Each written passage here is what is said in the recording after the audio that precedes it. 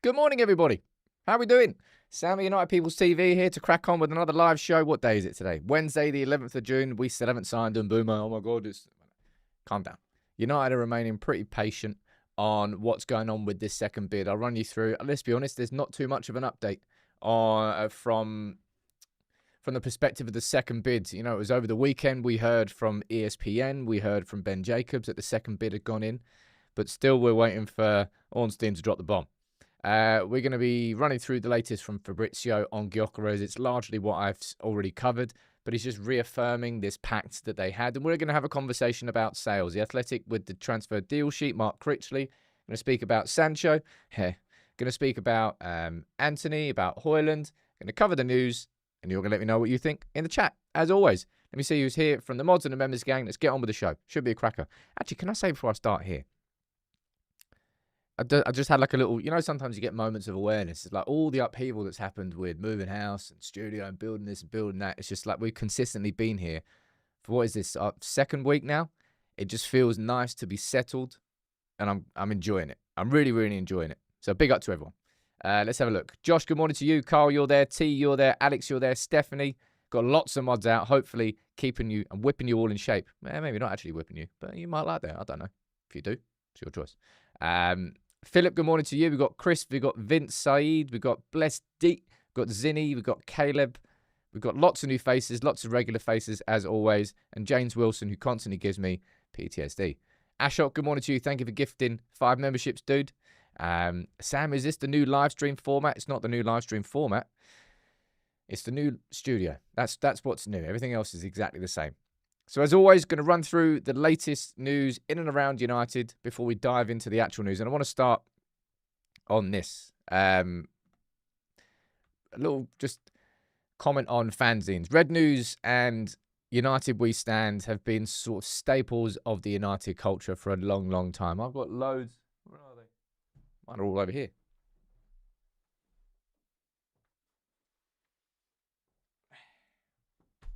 This chair is so damn heavy. It's like a really thick carpet. I've always been a subscriber to United We Stand for a long time.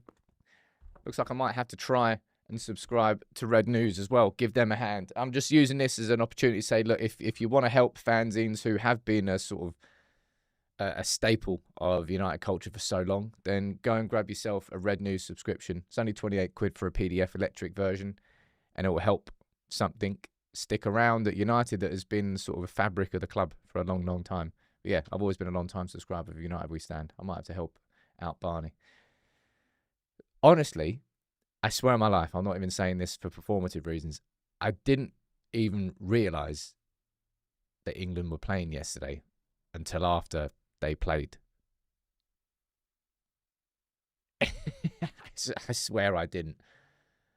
Watching England inside international tournaments are frustrating. Frustrating enough. The idea of actually watching England play friendlies against Senegal, it's like, do people actually do it? I don't know. Like, what are you doing to yourself? England lost 3-1 yesterday. It's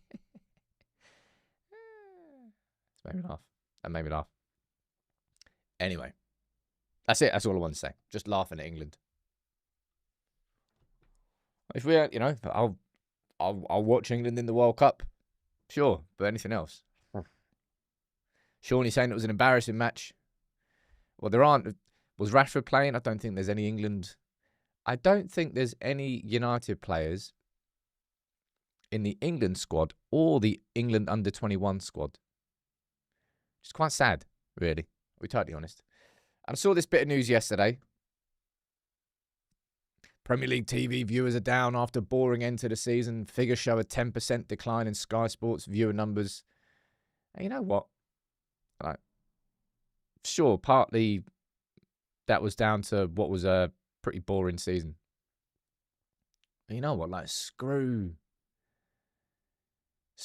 how expensive they do make it for every. You know how you see like the scaremongering front pages of newspapers, Fire Stick users being cracked down and threatened with jail time and like shit like that. You know, it's just, if you try and charge the average like UK football fan, what is it? You need Sky Sports to watch footy. You need TNT Sports. You need Amazon Prime. I think it's just those three. Was there some other ones I'm missing? And even then, you don't even get to watch all the games. At some point, and I don't know how well received this is going to be in the UK overall, but at some point,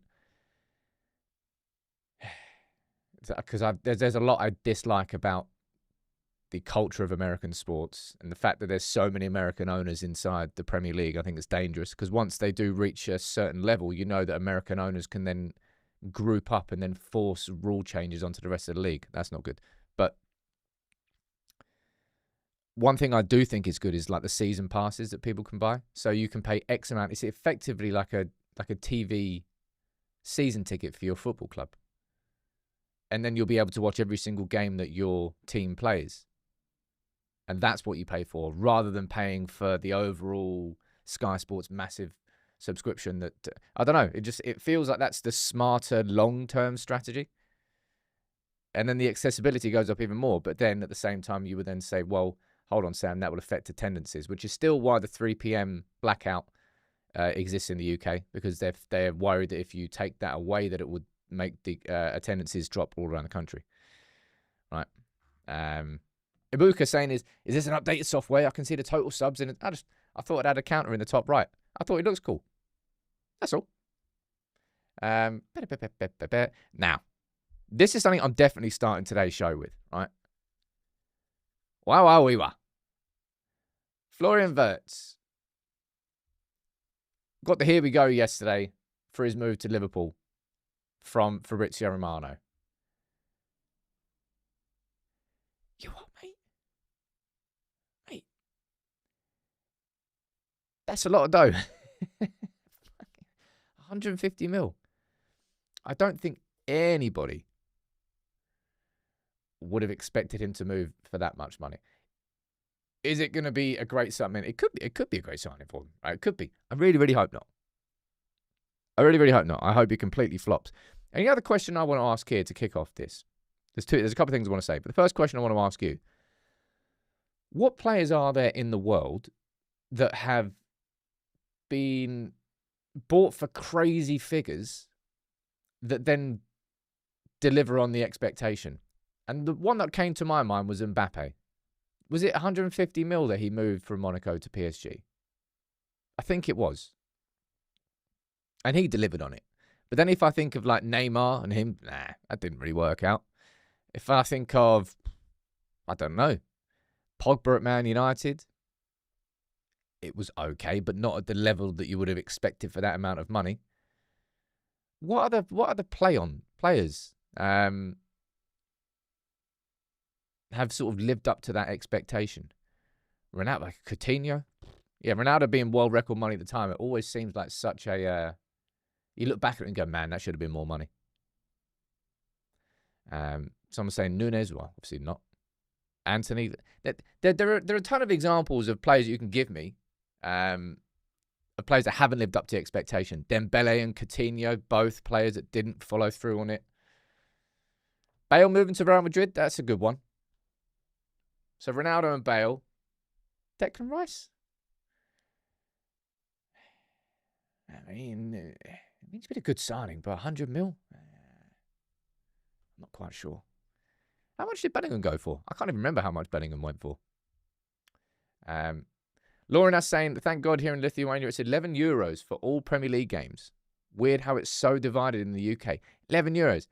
That's disgusting. It's great for you. It's bad for me. Jack Grealish, another one. Either way. You know what I want to say about this?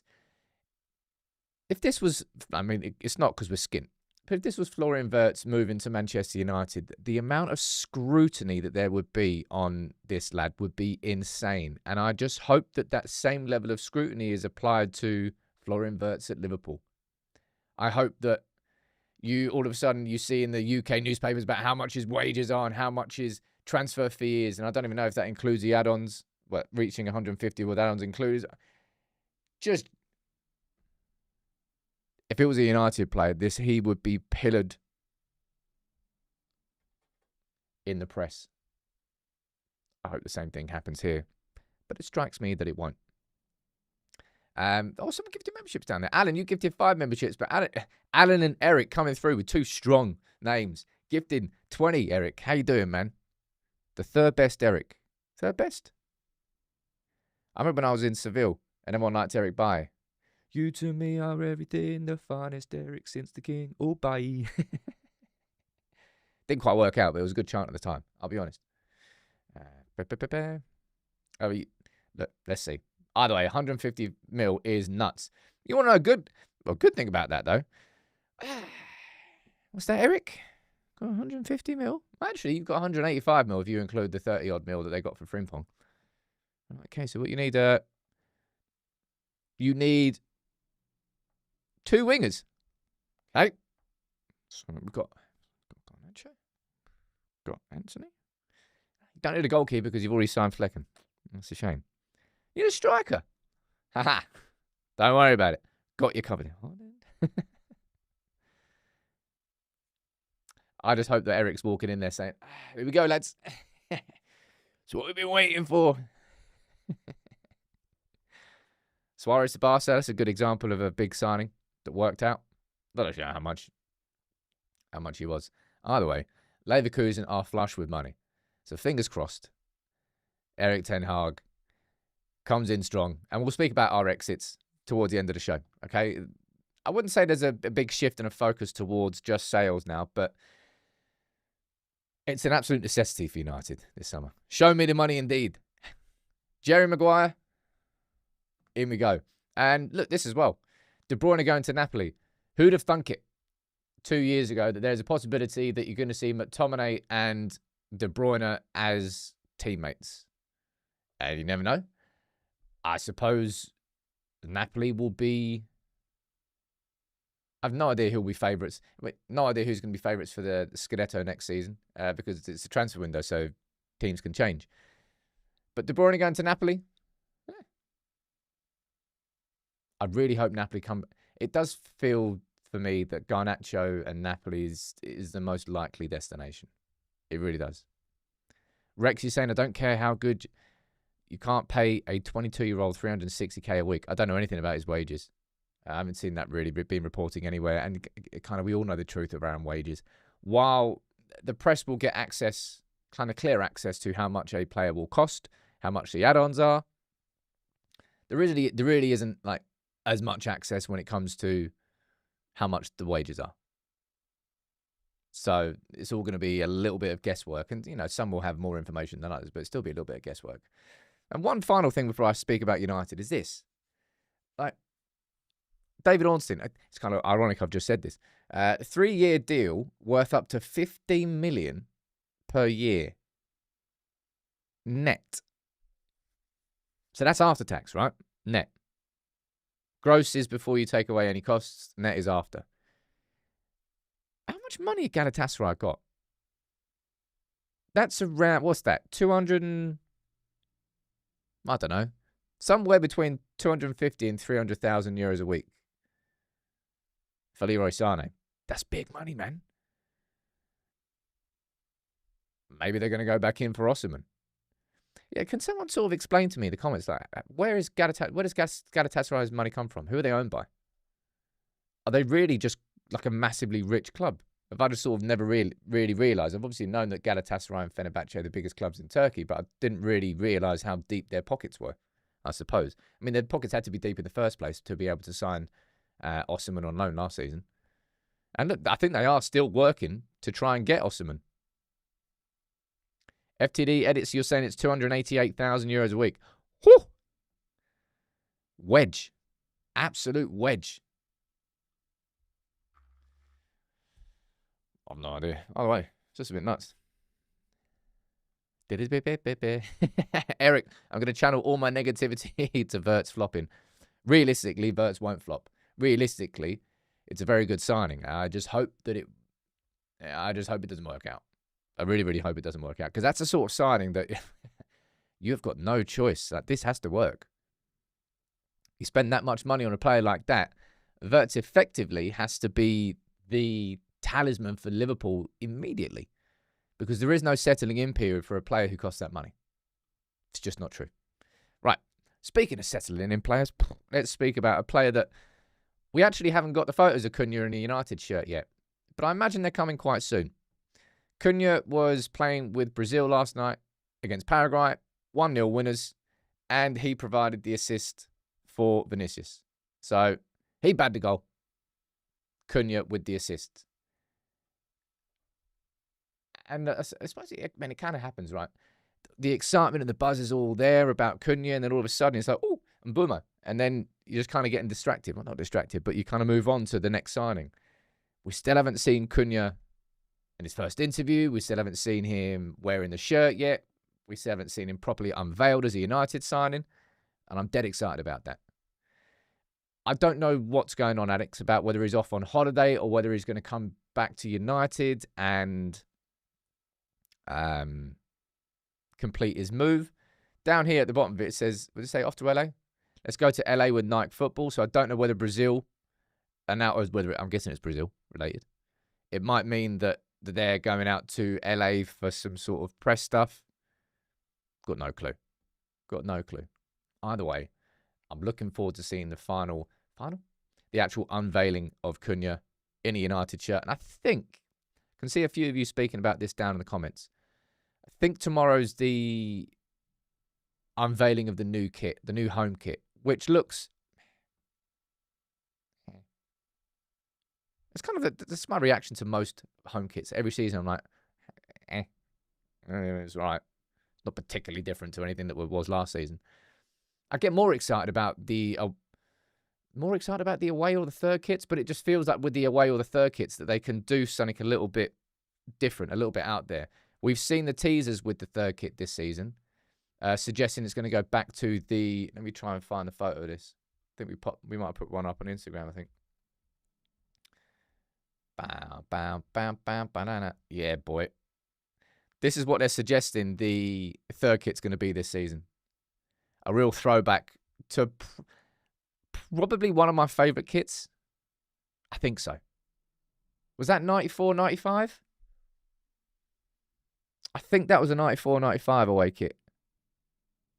I'm not definite. But that kit, I'm like, oh yeah, cool. Right, okay. It just feels like with the third kit, you can go a bit out there.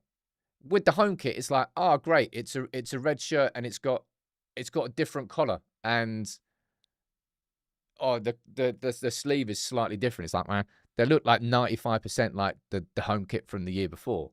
But with the third kits, you can kind of go out there. Is that 93? 96? Well, all of you give me different dates down there. Somewhere between 94 and 96. That's what I think. Can't remember exactly what one. Either way, I've got one of those. It's in the wash right now. John, you're saying you've got the original one. Ooh. Very tasty.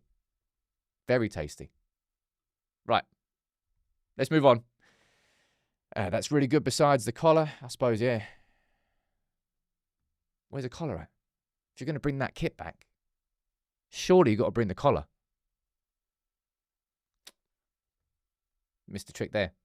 Anyway, let's speak about somebody who all of us are waiting for, Mbeumo. Okay? You know the drill. Well, you know the drill. If we go to the whiteboard, big up the whiteboard.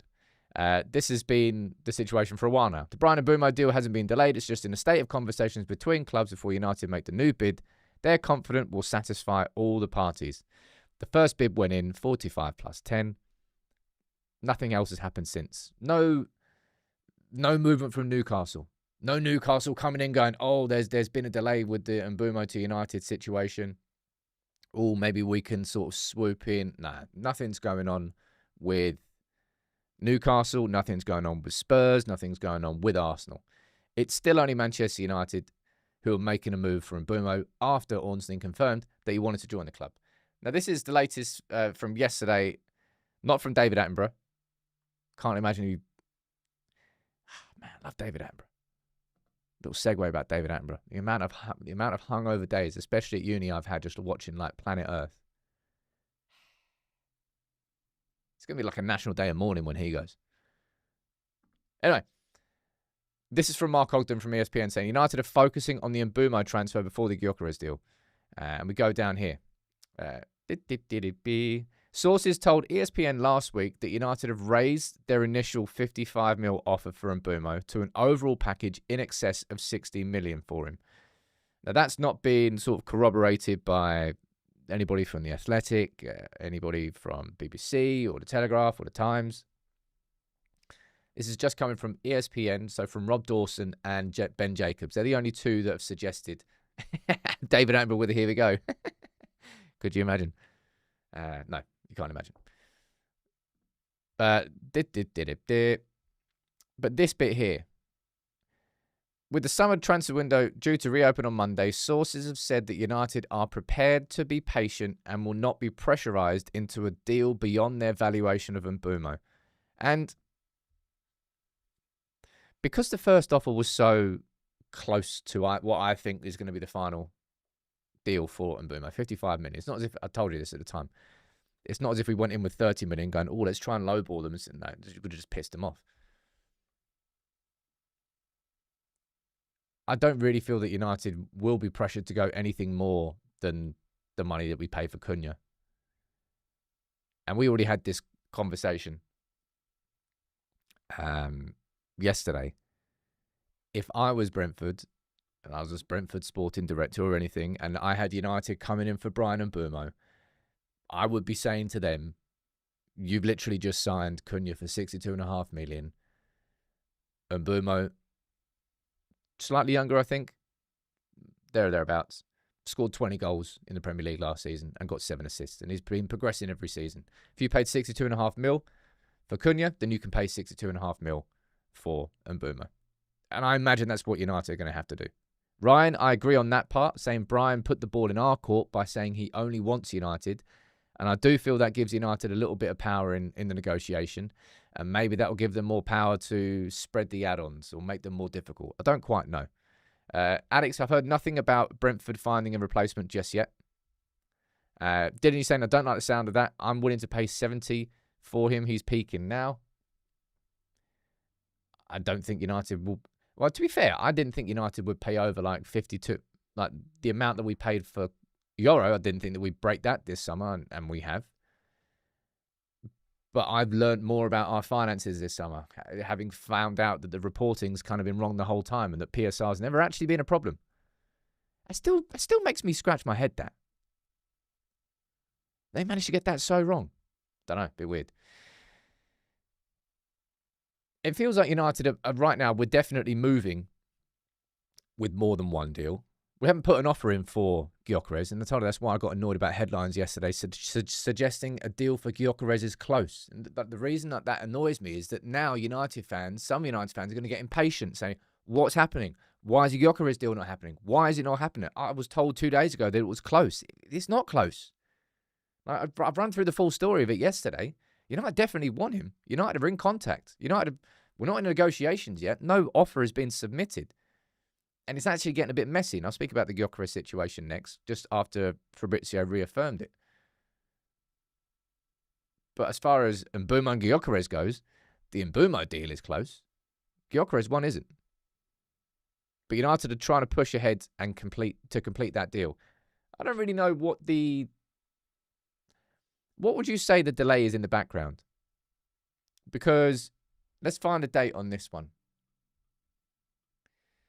United submit Mbeumo offer. And it was from Ornstein, wasn't it? There you go. Right. So the first offer went in. You can see the date there at the bottom. 4th of June. So a week ago tonight, well, later on today, that's when our first bid went in for Mbeumo. And while ESPN, Rob Dawson and Ben Jacobs have said a second bid's gone in, no one else has actually reliably said it so far. So we don't know whether it has or not. Samir is saying not even Mbeumo is close once a fee is agreed. They're yet to agree on the terms of payment. Well, I imagine that both those things sort of kind of come at the same time. At this point anyway. I might be wrong on that one. Let's find out what he's sent down here. Sam, I assure you we are getting the here we go tomorrow. Well, Emmanuel said it down there, so it's good that we've heard that first here. I think he did what he's saying. Payment structure and terms for add-ons, possible timing, so it goes on next year's books. And Carl, that's definitely something to consider. If anybody who doesn't know that, anything that goes on Manchester United's accounts, or let's be honest, Red Football Limited's accounts, which are the ones used for PSR, anything that goes on it past the 1st of July, that's going to go on next year's accounts when it comes to how the PSR calculations go. And next year's accounts,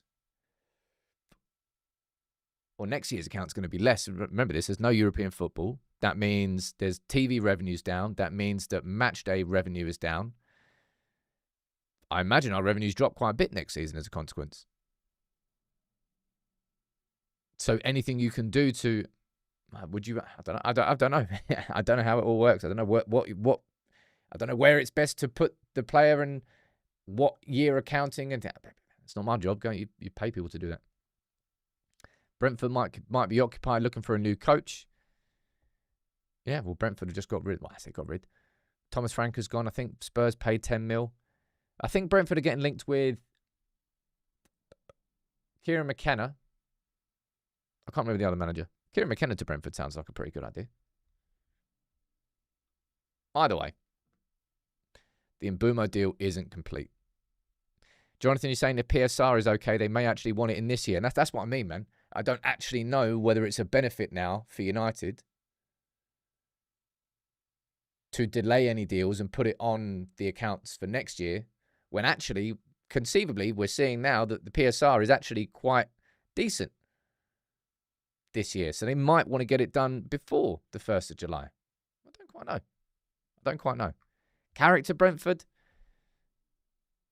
Carrick impressed in Middlesbrough kind of to a certain point, and then he kind of reached a crescendo and reached almost like a plateau with Middlesbrough, and the football didn't go any further. I don't know what's going to be happening next with Michael Carrick, but he definitely impressed at Middlesbrough. But I think he kind of reached like the peak of growth and couldn't push past it.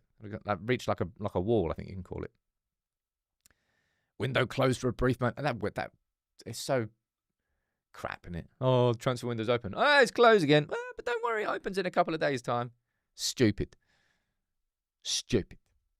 Right. Let's move on and let's speak to. I'm not going to speak to him. I haven't got his number. Speak about Gyokeres. I think we're just, after today, we've covered everything that we need to cover with Gyokeres. Okay? Clearly, it was on Friday last week where I said, it feels like the momentum has sort of changed to do with Gyokeres. And then it really has this week, and it's developed.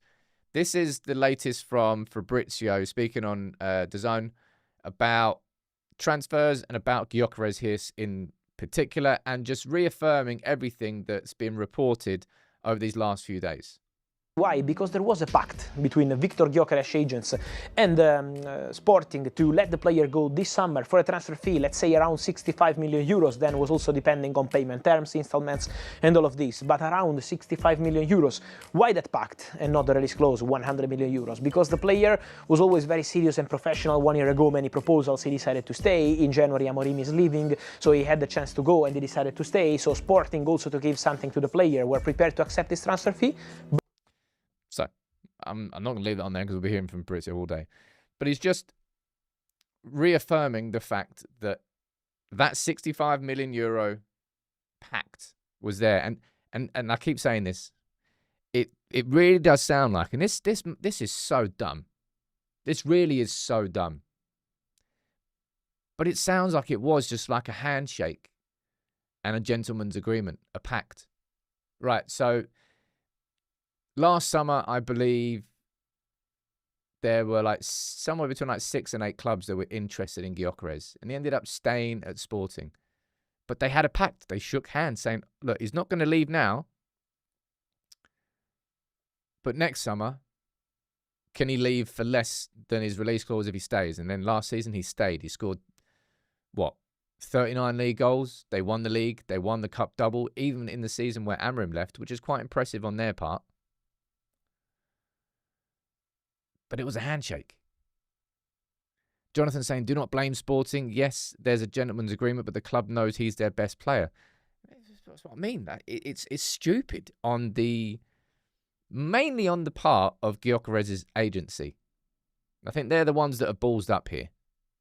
If I was Gyokeres in this situation now, and I'd be like, well, did you get anything in writing?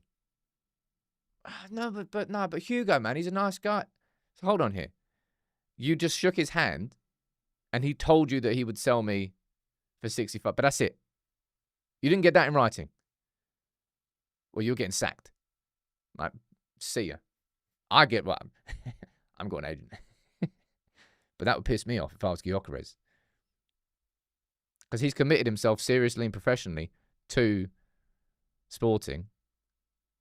And they're backtracking, but they can do whatever they want if they didn't sign anything. And you're saying offer 65 and walk. No De Jong 2.0. What do I think will actually happen with this? United are clearly interested. We know the other clubs that are linked. Juve, Al Hilal, Arsenal, and United. Arsenal pushing ahead with Sesko, but he's getting linked with Saudi clubs as well. Ryan, you're saying damaging for Sporting. Their model is selling players. This looks messy and might put other players off. I think that's a very fair point. But bear in mind, this season they've lost their head coach and they've lost their sporting director. So it might, and that might be part of it as well, actually. I don't know why that it didn't even clock to me before. Was the person that Gyokeres and his representatives did the deal with, or the gentleman's handshake, was that Hugo Viana, who's now left the club? So it doesn't really matter if they had a handshake with him because he's not there anymore? Is that wrong? Is that right? Because that would make a lot more sense. And that'll be a little bit less responsibility on the feet of the agency, but kind of still, yeah, if you've got something legal and signed, then it doesn't really matter. Because then if the person leaves that you got the agreement with, well, it was verbal. No, it's written. Here you go. Take this to court. You need documents. Cedo saying we just nabbed their manager. Of course they aren't going to play fair. Fair enough. I think so. Yeah. I don't know why I didn't even think of that. It may well be the fact that Hugo Viana has left. Anyway. That's all you need. That's the update on the Gyokeres situation. It's a bit messy, right? It's a bit messy going on behind the scenes. Sporting want more. We're not going to pay 80 million. We're not. And if United, okay, question mark for you in the comments. If United move on from Gyokeres, then what striker are you going for? Because you could throw Victor Osimhen's name down there in the comments if you want, but we know that he's 75 million euros, and we know that the wages are absolutely nuts. So it's effectively the same price for Gyokeres. So I wouldn't really say that Osimhen's an alternative to Gyokeres, because if we're willing to pay that much for Osimhen, then we can get Gyokeres. So that's kind of by the by. What strikers do you think we go for? Jonathan David would be a conversation. Mateta, I think, is a genuine shout. A really, really genuine shout, Mateta. I have no idea what the price of what Crystal Palace would ask for. But I think if you want that Premier League, he's got the Premier League quality. He can play in a back three system. He can play as a hold-up striker. He can bring others into play. He can score goals as well. He's at the age where you would expect him to have his next best couple of years. Jonathan David could come into the conversation. Yeah. I think that would just... Jonathan David wouldn't be part of any conversation if he wasn't a free transfer. Which kind of strikes me that, well, that's not the best option, but maybe it's the best option because it's free and it allows you to then maybe kick the can down the road a little bit and then go after it next summer. Don't quite know. Watkins is somebody I've mentioned as well. And I always thought it was weird. I really did think it was weird last season that in the two biggest games against PSG and City, that Emery decided to drop Watkins and put Rashford in, who was on loan. And then even weirder, you take Rashford off when he's actually playing well. Odd. So I actually think the relationship between Emery and Watkins probably isn't as strong anymore. Porto striker, Samu. Yeah, we ran through him as well. you've got Roy saying you don't think Napoli's interest in Xerxes and Højlund can be used to lower the Osimhen price. They need Osimhen gone badly. The Højlund situation may well be a potential. Say hypothetically, well, you can do the numbers.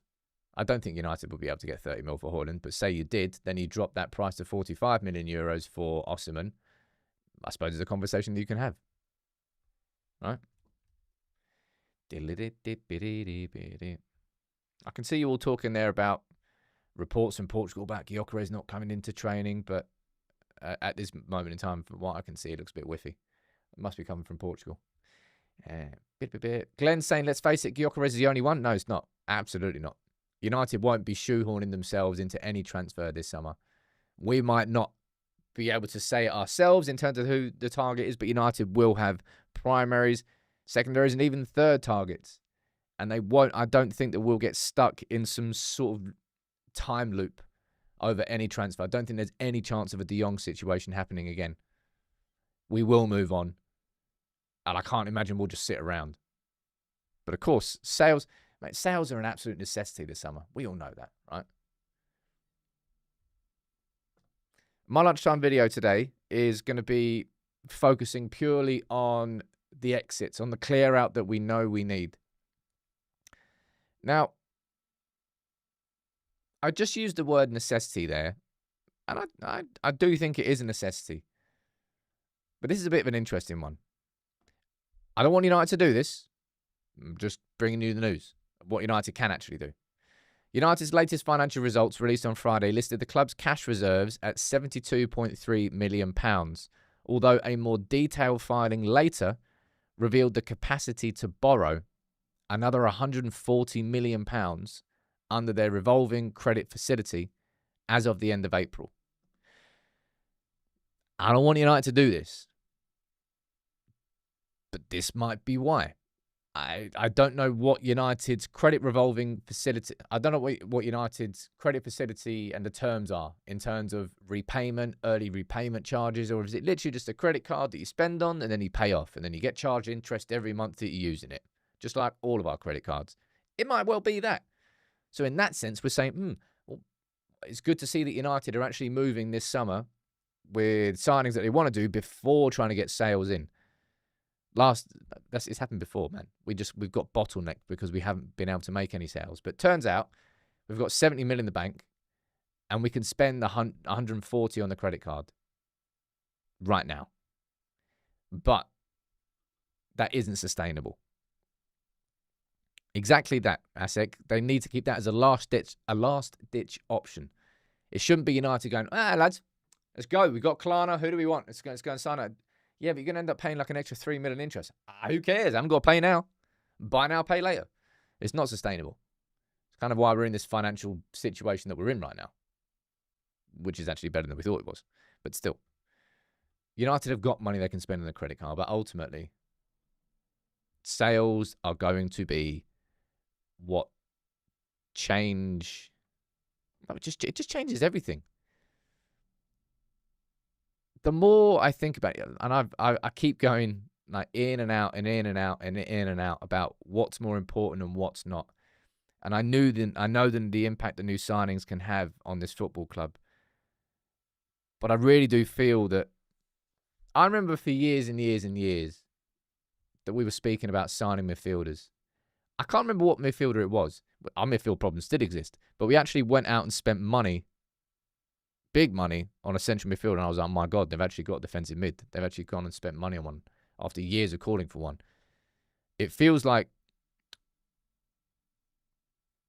that's what sales are this summer. I think we're all pretty desperate to see the clear out genuinely happen. I think desperate is the right word to describe it. It's not like we want it. We're like, we are desperate for this club to get rid of all these top earners who just shouldn't be at the club. And for Rashford and Sancho and Antony and Garnacho and Højlund and ideally Onana and Shaw and Malacia and Casemiro to join the likes of Eriksen and Lindelof and Evans, to be players who are leaving the club. It's like so many. Let's run through just a few words on some of them. Højlund, first up. This is from The Athletic. Saying Inter's interest in Højlund is concrete. But he wants to stay at Old Trafford and prove himself, which of course he does.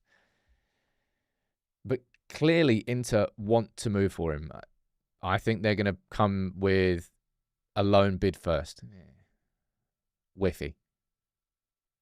Maguire's not going to be going anywhere this summer. He's got 1 year extension, and then Maguire will leave on a free. Does that mean Maguire will be a free transfer next summer? I don't know.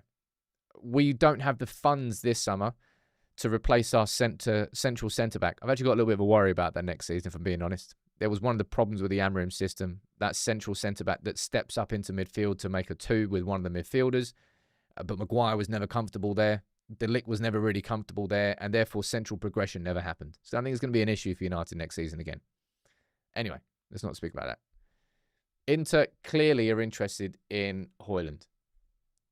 And I think if we go to the board as well, you can see down there at the bottom saying former Juve sporting director was actually working on a swap deal between Douglas Luiz and Højlund before he was sacked. Might have been why he was sacked. Inter are the strongest links right now. But nothing's really gone past that. FTV, you're talking about Heaven playing the central centre-back? It could well be. I actually think Yoro could play there as well. Diomande next summer. I think I've seen Crystal Palace getting linked with Diomande if Mark Gahey was to leave. I think that's the only one I've seen. Martinez could play central centre-back, but he's injured.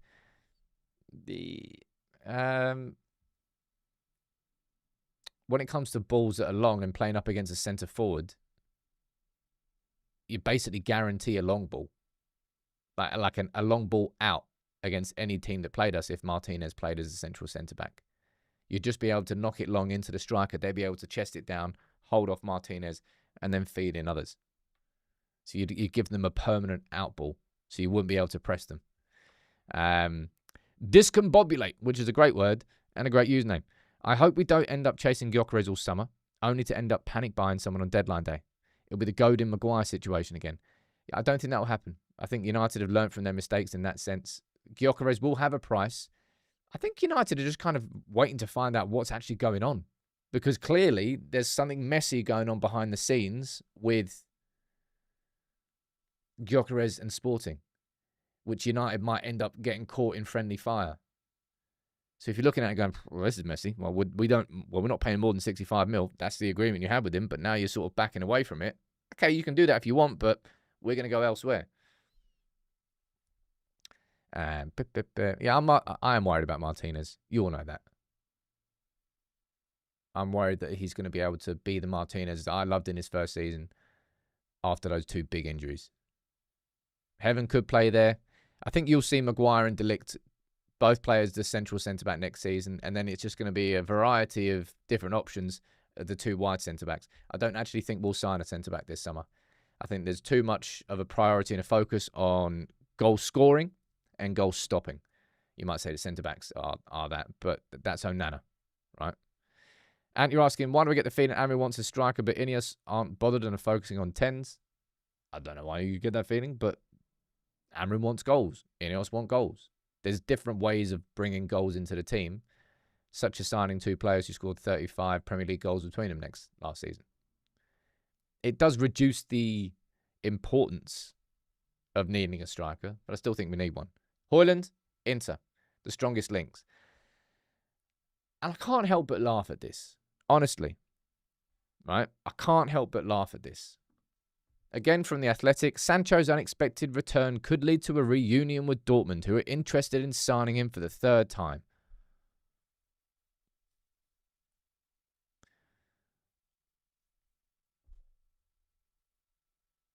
Dortmund's like for Sancho, it's like the annoying ex. They're not going to offer him. They're probably going to offer him a loan spell.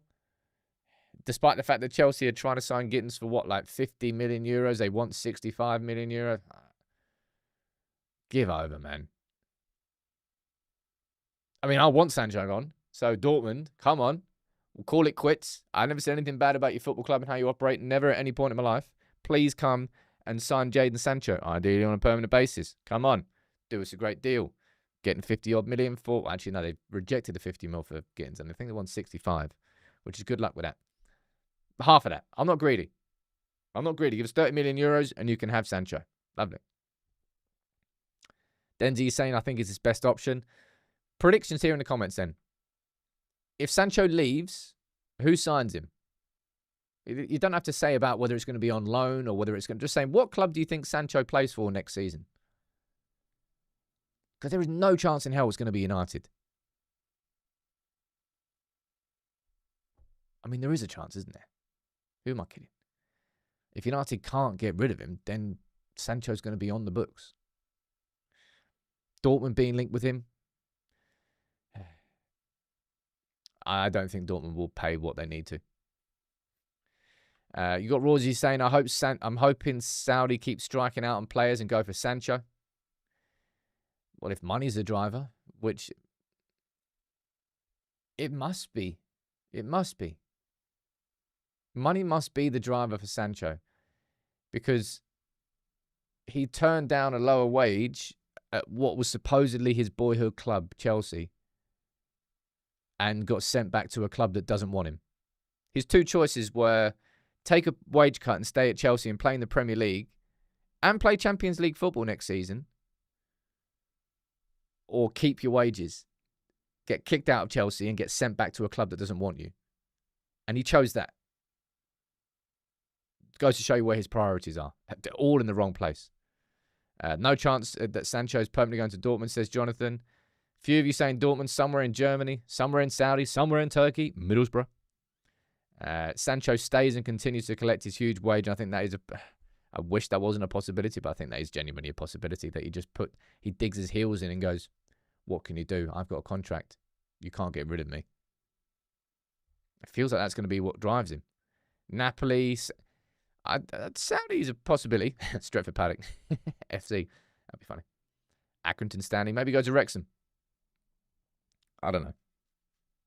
Just want that bloke gone out of my football club, man. Quite like this. You know, this is something that we've been working on. We're working on a brand new look for the Instagram account, and it's going to be based around that. The smoked glass is something that, from a design perspective, I've loved for a long time.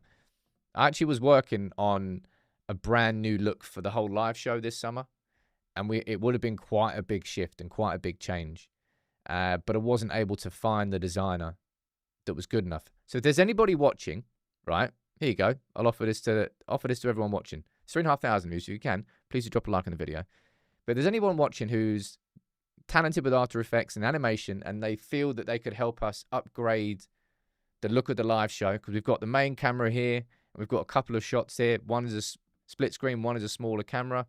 Maybe to bring a fresh energy to the live shows, reach out, sam@unitedpeoples.tv. Obviously, it would be paid work, but we haven't been able to find the designer that's been able to deliver the sort of vision that we've got in our heads right now. And also, we need someone to bring their ideas too. Either way, Sancho, wah. I don't think he goes to Dortmund, because I don't think Dortmund will pay what Sancho demands. And the final one is Antony. And there's more that we'll speak about in the lunchtime video, because there's bloody loads of players. Antony, the Athletic here, saying that Real Betis still remain interested in signing him, but questions remain over whether they're going to be able to meet the demands. I think there's more chance of Leverkusen coming in for Antony with Erik ten Hag than there is of Real Betis being able to afford anything near what United want for Antony. Even though, was it Cardoso's left Real Betis? I think he's gone to Atletico Madrid. Even though they've got money in for that, I just don't see them paying. Probably the max they would pay would be like 15 million, something like that. And United will want significantly more than that. And there's no point in getting a sell-on clause for Antony. There's a point in getting a sell-on clause with the likes of Garnacho. I suppose you could say you should probably get, no, you probably should get a sell-on clause for Rashford. Don't quite know. Brian is saying you reached out previously and never got back. Could you take a look? Apologies about that. Just send the email again. Sometimes I miss emails. There's a lot of emails and messages that I get. So apologies if you don't get a reply. I promise you it's not personal. Lee saying, I don't see any clubs making any moves for our players. They bloody better do. They bloody better do. Last couple minutes of the show. Please fire in any questions you think I haven't spoken about properly. But I would love this week to get the Here We Go on Mbeumo. That's what I want. I thought that was going to come over the weekend. Never came though. Fingers crossed it does. We still haven't got any confirmation from Ornstein. And isn't it mad? Like, I know I said this a while ago. If you just look at how David Ornstein and Fabrizio Romano operate, they're two very, very different types of journalists. When Ornstein speaks, it's like bang, done, bang, done. That's why Ornstein generates that buzz. He's got power to what he says. Do you think LeBron buying a few percentage of United could have a positive impact? Random. And also, doesn't he own a percentage of Liverpool? So that's not going to happen. Saviour's Den saying, maybe a dumb question, but isn't it a transfer break at the moment? Well, this is the dumb thing, right? The transfer window is closed. But you can still sign players, you just can't register them. That's what transfer window is when you deregister players from your club and you register them for new ones. You can sign players, like Chelsea agreed a deal for Giovanni Kenda like halfway through the season. It's just that player can't actually physically play for you, but it doesn't matter right now because, let's be honest, we're not playing until the 19th of July. Could Cunha become our best Brazilian player? Who is our best Brazilian player? Raphael? I did love Anderson, but Anderson was more like a bit of a cult figure because of the injuries. Kleberson? What other Brazilian players are there? Fabio? But I would choose I think I'll probably go Raphael. So yeah, you could do. Do you think Saudi striking out might relight the interest in Casemiro? It's possible. And I do think the fact that Casemiro now is he played 90 minutes again for Brazil yesterday. Fred, can't forget about Fred. But yeah, I think I'd still choose Raphael probably as my favourite United Brazilian player. What I was saying down there. The fact that Casemiro is playing 90 minutes every single game for Brazil will put his stock back up. Have you seen Lamine Camara, says Alex? Was he the Senegalese lad? I think he was. Definitely not Kleberson. Jeez. Andreas Pereira, forgot about him. Poor lad.